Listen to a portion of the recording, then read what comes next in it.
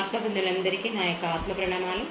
ఇంత గొప్ప ధ్యాన జ్ఞాన మార్గాన్ని మనకు అందించినటువంటి బ్రహ్మర్షి పితామహ పత్రిజీ దంపతులకు, మరి ప్రతిరోజు నాకు జ్ఞానాన్ని అందిస్తున్న బ్రహ్మర్షి తటవర్తి వీరరాఘవ గారి దంపతులకు ఒకసారి ఆత్మ ప్రణామాలు తెలుపుకొని కార్యక్రమం స్టార్ట్ చేసుకుందాం మాస్టర్స్. ఈరోజు మనం తెలుసుకునే టాపిక్ ఏంటంటే అనుభవించడం కోసమేనా జీవితం.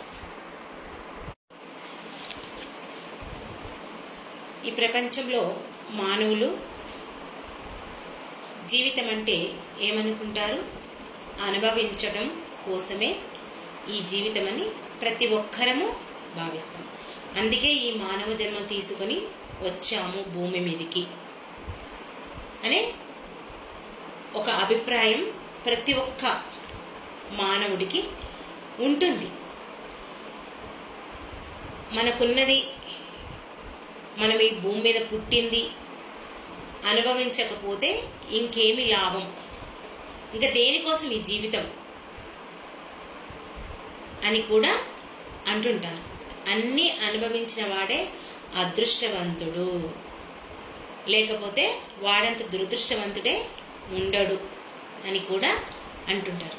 ఎంతమందిని చూసినా వాళ్ళ జీవితంలో సుఖపడటానికి, అన్ని రకాలుగా అనుభవించడానికే వాళ్ళు ప్రాముఖ్యతను ఇస్తారు. వాటి కోసమే ప్రయత్నిస్తారు, తాపత్రయపడతారు. అది ఎవరి శక్తి మేర వాళ్ళు. అంటే ఎంత సంపాదిస్తే అంత సుఖపడతాము అనుకుంటారు, అన్ని భోగాలు అనుభవిస్తాము అనుకుంటారు. ఈ మానవ జన్మ తీసుకున్నదే సంపాదించడానికి, సుఖాలను అనుభవించడానికి అనే ఒక అభిప్రాయం ఉంటుంది. కాబట్టి మరి మానవునికి ఇచ్చినటువంటి ఈ పంచ ఇంద్రియాలు, ఈ పంచ ఇంద్రియాలతో ఈ సృష్టిలో ఉన్నటువంటి ప్రతి ఒక్కదాన్ని, అంటే సంపదల్ని, అందాలను, మనకి ఎంత అవకాశం ఉంటే అంత తనివి తీరా వాటన్నిటినీ అనుభవించడానికే వాళ్ళు ప్రయత్నం చేస్తుంటారు. అదే జీవితం అని అనుకుంటారు. అందుకే ఏం చేస్తారు? ఈ శరీరంతో ఉంది ఈ శరీరాన్ని పుష్టిగా బలంగా పెంచాలని, ఈ నోటికి రుచికరమైన పదార్థాలని అందించాలని చూస్తుంటారు కదా. చెవులున్నాయి, చక్కటి సంగీతం వినిపించాలని, లేదా చక్కటి పాటలు వినిపించాలని. నోరుంది తినడానికి, చెవులున్నాయి వినడానికి, చేతులున్నాయి పని చేయడానికి, ముక్కుంది సువాసన పీల్చడానికి, కళ్ళున్నాయి మన ఇష్టం వచ్చిన సుందరమైన దృశ్యాలను చూడవచ్చు, లేదా సినిమాలు, ఎంజాయ్మెంట్, వీటన్నిటికీ ఇలా మనం చెప్పుకుంటూ పోతే మన పంచ ఇంద్రియాలతో ఏవైతే అనుభవించాలో, ఏవైతే చూడాలో వాటన్నిటినీ గురించి అవే అనుభవించాలని అనుకుంటాం. పూర్తికంగా వాటి కోసమే వినియోగించుకోవాలి అని అనుకుంటాం. అలా ఈ జీవితం మొత్తం ఉన్నన్ని రోజులు, ఈ భూమి మీద ఉన్నన్ని రోజులు ఆ జీవితాన్ని అలా గడిపేస్తారే తప్ప ఇంకంతకన్నా ఇంకేమీ ఆలోచించడం లేదు. అంటే జీవితం అంటే అనుభవించడం కోసమనే భావనతోనే ఉన్నారు ప్రతి ఒక్కరు. మరి నిజంగా అనుభవించడం కోసమేనా ఈ జీవితం అనేది మనకు మనం క్వశ్చన్ వేసుకోవాలి. అంతకు మించి ఆలోచించవలసిన పని లేదా? ఓన్లీ తినడం, వినడం, చూడడం, వీటి కోసమేనా జీవితం అని ఒక క్వశ్చన్ వేసుకోవాలి. అలా జీవితమంతా అందినవి, అందుబాటులో ఉన్నవన్నీ అనుభవిస్తే సరిపోతుంది. అంటే తను సంపాదించినవే కాక తనకు అందుబాటులో ఏవైతే ఉంటాయో వేరే వాళ్ళవైనా సరే అనుభవిద్దాము అనే ఉద్దేశంతో ఉంటారు కొంతమంది. ఎన్ని అనుభవించినా వాళ్ళు ఇంకా కావాలి, ఇంకా కావాలి, ఇంకా కావాలి అనేదే వాళ్ళకు ఉంటుంది. చాలు, ఇంకా నాకు చాలు అన్నది ఎవరి నోటి వెంట రాదు. ఎంత సంపాదించినా ఇంకా సంపాదించాలి. ఏమంటారు, ఇప్పుడు రెక్కలున్నప్పుడే సంపాదించి వెనకేసుకోవాలి, ఫ్యూచర్లో మనకు చేత కానప్పుడు అవి పనికొస్తాయి అని అంటుంటారు. మరి ఆలోచిస్తే అనుభవించడానికి అంతం ఎక్కడ అనే క్వశ్చన్ వేసుకోవాలి. పైగా మనం అనుభవించడం కోసం, సుఖాల కోసం చేయకూడని పనులు, పాపాలు, తప్పులు చేస్తుంటాం. ఆ పనుల వల్ల, ఆ పాపాల వల్ల మరి అనుభవించడం మాట అటుంచి ఎప్పుడు మనం దుఃఖంలోనే ఉంటాం, జీవిస్తుంటాం, అశాంతితోనే జీవిస్తుంటాం, ఎన్నో రోగాలతో బాధపడుతుంటాం, సమస్యలతో సతమతం అవుతుంటాం. చివరికి సుఖం అంటే ఏంటో కూడా మనకు తెలియదు. అసలు సుఖం అనే విషయం కూడా మర్చిపోతున్నారు. నిజంగా మనం గమనిస్తే చూడండి, డబ్బు సంపాదిస్తున్నాం కదా, చక్కగా ఆ డబ్బుతో మనకు బట్టలు అనుకోండి, నగలు అనుకోండి, కార్లు అనుకోండి, సంపదలు అనుకోండి, ఇల్లు, వాకిలి, ఇలా భోగభాగ్యాలు మన జీవితానికి ఏవైతే కావాలో అన్నిటినీ సంపాదిస్తున్నాం, అన్నీ కొనుక్కుంటున్నాం. మనం వేటిని ఎంతవరకు వాడుకుంటున్నాం ఒక్కసారి ఆలోచించండి. ఇప్పుడు ఉదాహరణకు ఒక ఇంట్లో ఒక పెళ్ళి వచ్చింది. పెళ్లిలో అతి ఖరీదైన పట్టు వస్త్రాలు కొంటారు. చెప్పాలంటే ఒక్కొక్కరు 50,000 రూపాయలు పెట్టి కూడా ఒక పట్టు చీరను కొంటారు. ఉన్నారు కదా అట్లాంటి వాళ్ళు కూడా ఉన్నారు, అలాంటి వాళ్ళు కూడా ఉన్నారు. మరి 50,000 పట్టు చీరను కనీసం 50 గంటలన్నా కట్టుకుంటారా? ఆలోచించండి.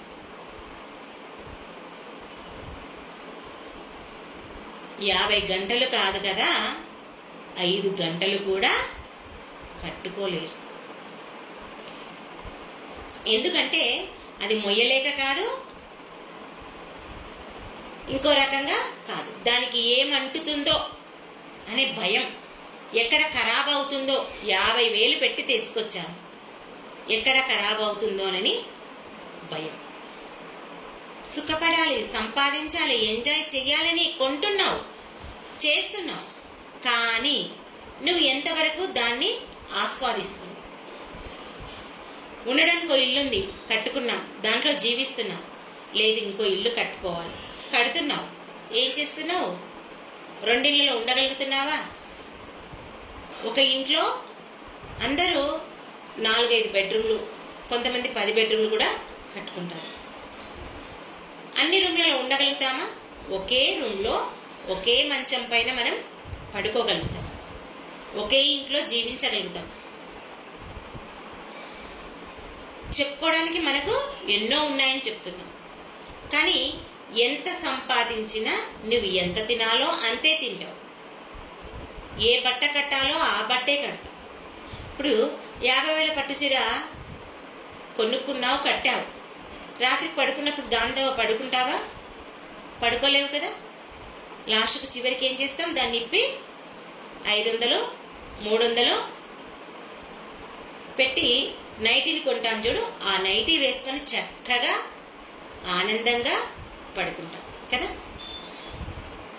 మరి ఈ మాత్రం దానికే అంత డబ్బులు పోసి కొనాల్సిన అవసరం ఏముంది కదా. నగలు కొంటున్నాం, మరి తృప్తి తీరా వేసుకుంటున్నామా? ఆ నగల్ని లాకర్లో పెట్టి మురిసిపోతున్నాం, నాకు ఇంత బంగారం ఉంది, ఈ హారం ఉంది, కానీ వేసుకుంటున్నామా? ఆ సంతోషాన్ని కనబరుస్తున్నామా? ఒకవేళ వేసుకొని బజారు వెంట నడుస్తూ వెళ్ళినా కూడా ఎవడు కొట్టేస్తాడో అనే భయం కదా. పేరుకు చేయించుకుంటున్నాం, కానీ ఆ సుఖాన్ని, ఆనందాన్ని మనం అనుభవించటం లేదు. ఏదైనా అందరిలో గొప్ప కోసం మనం అన్నిటినీ చేయించుకుంటున్నాం. మరి ఎక్కడ తిరిగి అందరికంటే నేను గొప్పగా ఉండాలి, నేను గొప్పగా జీవించాలి అని అనుకుంటున్నావు. అనుకొని ఆ గొప్పగా జీవించడంలో అనుకోవడంలోనే నీ సమయం అంతా గడిచిపోతుంది. ఆ సుఖం గురించి ఆలోచించడం లేదు, ఆ ఎంజాయ్ గురించి ఆలోచించడం లేదు, నీ వయసు ఏమవుతుందో నీకు కూడా తెలియటం లేదు. అవునా కదా? మరి ఆ అనుభవించడం అంటే ఏమిటో తెలియని స్థితిలోనే మన జీవితం గడిచిపోతుంది. మరి అందరూ అనుభవించాలని అనుకుంటారు అంటే ఇక్కడ అనుభవించడానికి అంతం ఏమైనా ఉందా అనేది కూడా మనం చూడాలి. ఈ అనుభవించడం అనేది ఎప్పటికి తృప్తి కలుగుతుంది? ఎన్ని లక్షలు సంపాదిస్తే, ఎన్ని కోట్లు సంపాదిస్తే మనకు తృప్తి కలుగుతుంది? ఎన్ని జన్మలకు కలుగుతుంది? అసలు ఈ జన్మకు కలుగుతుందా, లేదా ఇంకా మళ్ళీ జన్మ తీసుకుంటావు ఆ జన్మలకు కలుగుతుంది? అంటే ఏ జన్మది ఆ జన్మకే. నీకు ఈ జన్మలో సంపాదించింది, ఈ జన్మలో చేసింది మళ్ళీ జన్మకు లేదు. కానీ మనం ఆలోచించాల్సింది ఎంతో ఉంది. జీవితాన్ని అనుభవించాలి, కానీ జీవిత లక్ష్యం మాత్రం అది కాదు. ఈ జీవితాన్ని అనుభవించాలి, కానీ మన జీవిత లక్ష్యం అనుభవించడం కోసమే జీవితం కాదు. మన యొక్క జీవితాన్ని అనుభవిస్తూ ఏం చేయాలి? మన లక్ష్యం ఏదో అది గుర్తు చేసుకుంటూ ఆ లక్ష్యాన్ని కూడా సాధించడానికి మనం ప్రయత్నం చేయాలి. అలా చేసిన వాళ్ళే ఈ జీవితాన్ని పూర్తిగా సద్వినియోగం చేసుకుంటారు. లేదంటే ఇంకా నువ్వు ఎన్ని జన్మలు తీసుకున్నా వృధానే, ఇంకేమీ లాభం లేదు. ఇక్కడ ఉపనిషత్తుల్లో కూడా ఒక కథ ఉంది. ఏంటంటే యయాతి మహారాజు అని ఒకతను ఉంటాడు. అతడు పెద్ద చక్రవర్తి. మరి చక్రవర్తులు అంటే వాళ్ళకి ఇంకా చెప్పాల్సినంత, వాళ్ళు ఆ సంపదలు సుఖాలు ఇంకా చెప్పాల్సినంత అవసరం లేదు. అంటే వాళ్ళు ఎంతో సుఖాలు భోగభాగ్యాలతో వాళ్ళ దగ్గర తులతూగుతుంటారు. ఆ డబ్బును, ఆ సంపదను, సకల భోగాలను అనుభవిస్తుంటారు. ఆయన ఏది కోరుకుంటే మరి చక్రవర్తులు కదా, వాళ్ళు అది అనుభవించేవాళ్ళు. మరి అప్సరసల్ లాంటి స్త్రీలను కూడా అనుభవించాడు. ఎవరు? యయాతి మహారాజు. వారితో ఆ సర్వభోగాలు అనుభవిస్తూ ఎన్ని రోజులైనా ఏముంటుంది, అనుభవిస్తూ ఉన్నాక ఒకరోజు వార్ధక్యం అనేది వస్తుందా లేదా? ఆ ముసలితనం వచ్చింది.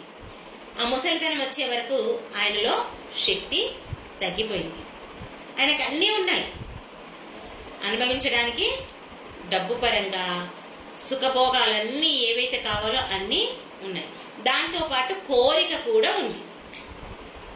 ఎవరికి? యయాతి మహారాజు. కానీ ఆ కోరికను అనుభవించాలంటే శక్తి లేదు తనలో.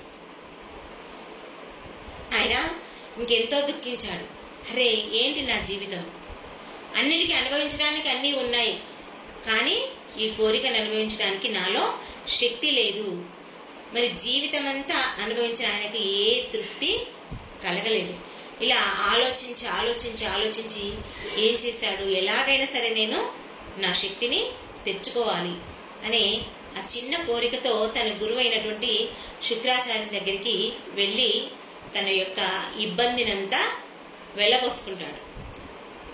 అంటే ఆ శుక్రాచార్యుడు, ఆ గురువు గారు ఏం చేస్తాడంటే, ప్రపంచంలో దేన్నైనా ఇవ్వచ్చు, కానీ యవ్వనాన్ని మాత్రం ఇవ్వలేము, అది మాత్రం నా వల్ల కాదు. కాకపోతే ఒక చిన్న ఉపాయం ఉంది, ఎవరి దగ్గరైనా నువ్వు నీ వార్ధక్యాన్ని ఇచ్చి వాళ్ళ యొక్క యవ్వనాన్ని నువ్వు తీసుకోవచ్చు అని చెప్తాడు శుక్రాచార్యుడు. అప్పుడు తిరిగి ఇంటికి వెళ్ళి యయాతి మహారాజుకు 5 మంది కొడుకులు ఉంటారు. ఆ 5 మంది కొడుకుల్ని అడుగుతాడు, ఏమని? ఎవరైనా నా వార్ధక్యాన్ని తీసుకుని మీ యవ్వనాన్ని నాకు ఇవ్వండి అని చెప్పేసి అడుగుతాడు యయాతి మహారాజు. ఆ 5 మంది కొడుకుల్లో 4 కొడుకులు ఎవరు ఒప్పుకోరు. చివరికి చిన్న కొడుకు 5వ కొడుకు ఒప్పుకుంటాడు. ఒప్పుకొని తన యవ్వనాన్ని తండ్రికి ఇచ్చేస్తాడు. ఇచ్చి తండ్రి యొక్క వార్ధక్యాన్ని ఆ చిన్న కొడుకు తీసుకుంటాడు. తీసుకుంటే మళ్ళీ తాను తన యొక్క సుఖాన్ని, ఆ కామాన్ని, ఆ కోరికను అనుభవిస్తూ జీవిస్తుంటాడు యయాతి మహారాజు. అది శాశ్వతమా? ఆ యవ్వనం కూడా శాశ్వతం కాదు. మళ్ళీ కొన్ని రోజుల తర్వాత అతడికి వార్ధక్యం వస్తుంది, శక్తి సన్నగిల్లుతుంది. అప్పుడు ఆలోచిస్తాడు, ఇదేంటి అప్పుడే అయిపోయింది నేను తెచ్చుకున్న యవ్వనము అని చెప్పేసి ఎంతో ఆలోచిస్తాడు యయాతి మహారాజు. ఇంతేనా? ఎన్ని రోజులున్నా ఈ జీవితం ఇంతేనా? ఎప్పటికైనా ముసలిగా అయ్యేదే తప్పదా అని చెప్పేసి బాగా ఆలోచించి ఇంకేం చేస్తాడు, ఇది కాదు, ఈ భోగాలకు సుఖాలకు అంతం లేదు, ఈ శారీరక వాంఛలకు అంతం లేదు అనేది బాగా అతనికి అర్థమవుతుంది. అర్థమయ్యి అసలు జీవిత లక్ష్యం ఇది కాదు, ఈ సుఖాలు భోగాలు అనుభవించడానికి కాదు మనం జీవితాన్ని తీసుకుంది అని చెప్పేసి అప్పుడు అతడు ఏం చేస్తాడు, శాశ్వతమైన ఆనందం కోసం, సుఖం కోసం ఆ లక్ష్యం మీద దృష్టి ఉంచుతాడు. ఎప్పుడైతే ఆ దృష్టిని ఉంచుతాడో అప్పుడు ఈ సాధనా మార్గంలోకి వస్తాడు. ఆ సాధనా మార్గంలోకి వచ్చి అసలైనది సాధిస్తాడు యయాతి మహారాజు. ఇది జీవితం అంటే. మరి యయాతి మహారాజు ఒక్కడే కాదు, ఈ భూప్రపంచంలో ఉన్న ప్రతి ఒక్క మానవుడు ఆలోచిస్తే ఎవరి పరిస్థితి అయినా ఇంతే. అందుకే మానవుడికి ఈ జన్మ లభించింది అంటే ఈ జన్మను, ఈ దొరికిన మానవ జన్మను వృధా చేసుకోవద్దు. నీకు డబ్బుంది, సుఖపడు, అనుభవించు, ఎంజాయ్ చెయ్యి. దానితో పాటు నీ లక్ష్యం ఏందో నువ్వు గుర్తు చేసుకో. డబ్బులుంటాయి, మహా అంటే లేని వాళ్ళు విస్తరాకులో తినొచ్చు, స్టీల్ ప్లేట్లో తినొచ్చు, లేదా ప్లాస్టిక్ ప్లేట్లో తినొచ్చు. నువ్వు ఉన్నోడు కాబట్టి బంగారు ప్లేట్లో తినొచ్చు. అందరూ తినేది ఒకటే, అందరూ అనుభవించేది ఒకటే. ఇప్పుడు మనకు సృష్టిలో పంచభూతాలు ఉన్నాయి. ఈ పంచభూతాలు, గాలి ఉంది, ఎంత ఉన్నోడైనా అదే గాలిని పీలుస్తున్నాడు, లేనివాడైనా అదే గాలిని పీలుస్తున్నాడు. నీరుంది, మినరల్ వాటర్ తాగుతున్నావు, మామూలు వాటరు తాగుతున్నావు. అంటే నీరు ఒకటే, దాంట్లో మిషన్లు పెట్టి నువ్వు వేర్పాటు చేస్తున్నావు. కానీ అనుభవించేది అందరూ అన్నీ ఒకటే అన్న విషయం ఇవి ఇక్కడ గుర్తుపెట్టుకోవాలి. మరి ఈ అనుభవించడం కోసమైనా జీవితం అనుకున్నప్పుడు ఏం చేస్తారు అందరూ అంటే, మామూలు వాళ్ళను, లేని వాళ్ళను ఎంతో చులకనగా చూస్తారు. మనం బాగా గమనిస్తే వాళ్ళు తినే తిండి, మనం తినే తిండి ఒకటే. వాళ్ళు ఒక కూరతో తినొచ్చు, నువ్వు 4 కూరలతో తినొచ్చు. కానీ నీ జీవితం వాళ్ళ జీవితం ఒకటే అనే విషయం నీవు ఇక్కడ మరచిపోవద్దు. అందుకే ఆ భగవంతుని దృష్టిలో అందరూ సమానులే అన్న విషయం కూడా మనం మరచిపోవద్దు. అందరము ఆనందంగా జీవించడానికే, సుఖంగా జీవించడానికే, ఈ భోగభాగ్యాలు అనుభవించడానికే వచ్చాం భూమి మీదకి. దాంతోపాటు మన లక్ష్యాన్ని కూడా మనం ఈ భూమి మీదకి తీసుకొని వచ్చాం. ఆ శాశ్వత ఆనందాన్ని పొందడానికే, ఆ అనుభవాలు పొందడానికే, ఆ పాఠాలు నేర్చుకోవడానికే మనం ఇక్కడికి ఈ భూమి మీదకి వచ్చాం. దానికోసం మనం ప్రయత్నించాలి. మరి శాశ్వతమైన ఆనందాన్ని ఎవరైనా సరే పొందాలి అంటే మనకు మన పత్రిగారు ఇచ్చినటువంటి శ్వాస మీద ధ్యాస ధ్యానాన్ని చేస్తూ ఆ ధ్యాన సాధన ద్వారా మాత్రమే శాశ్వతమైనటువంటి ఆనందాన్ని పొందవచ్చు అనేది మనం ఇక్కడ బాగా గుర్తుపెట్టుకోవాలి. అశాశ్వతమైన వాటి వల్ల ఎన్ని జన్మలు ఎత్తినా మళ్ళీ మళ్ళీ ఆ జన్మలు తీసుకోవాల్సిందే ఉంటుంది. అందుకే అనుభవించటం కోసమే జీవితం అని ఎప్పుడూ మనం అనుకోవద్దు. అనుభవంతో, పాఠాలతో నేర్చుకొని ఆ అనుభవాలు పొంది మన జీవిత లక్ష్యమైనటువంటి ఆ గమ్యాన్ని చేరడానికే మనం ఈ భూమి మీదకి వచ్చి, ఈ భూమి అనే అద్భుతమైన పాఠశాలలోకి వచ్చి వాటన్నిటిని నేర్చుకొని మనం మన లక్ష్యాన్ని చేరడానికే వచ్చాము అనే విషయం గుర్తుపెట్టుకోవాలి. అందుకే ఉన్నదానితో తృప్తిగా జీవిస్తూ మన జీవిత లక్ష్యాన్ని చేరడానికి మనం ప్రయత్నం చేయాలి. అదే మన జీవిత లక్ష్యం. అంతేకాని ఈ మానవ జన్మ మనం సుఖ సంతోషాలతో, భోగభాగ్యాలతో, ఎంజాయ్మెంట్స్తో జీవించడం కోసమే, దీనికోసమే జీవితం అని ఎప్పుడూ ఎవరు అనుకోవద్దు. మన జీవిత గమ్యం చేరడానికే, మన లక్ష్యం చేరడానికే, మనం పాఠాలు నేర్చుకోవడానికే వచ్చాము అనేది ఆ మాటను ప్రతి క్షణం ఎరుకతో గుర్తుంచుకోవాలి. ఇదే అనుభవించటం కోసమే జీవితం అనేది దీని యొక్క సారాంశం. ఓకే మాస్టర్స్, ఈ అవకాశం నాకు ఇచ్చినందుకు మీ అందరికీ నా యొక్క కృతజ్ఞతలు. Thank you.